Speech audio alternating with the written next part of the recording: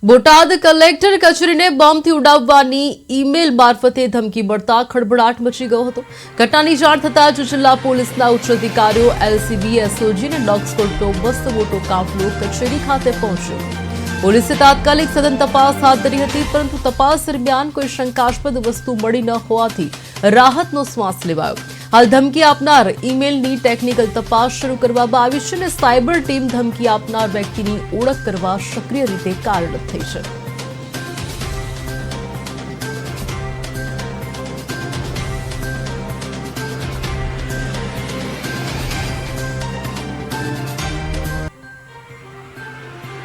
Email ID ઉપર એક ધમકીભર્યો message છે તે અજાણ્યા સર્વર અને ડોમેન પરથી કરવામાં આવેલો હતો।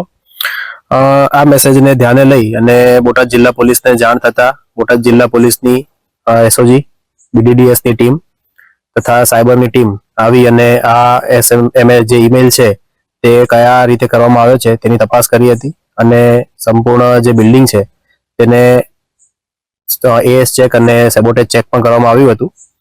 આથી જે તપાસ છે તે આગળની તપાસ અમે ચલાવી રહેલા છીએ અને હાલમાં અત્યાર સુધીના ચેકિંગમાં કોઈ વાંધાજનક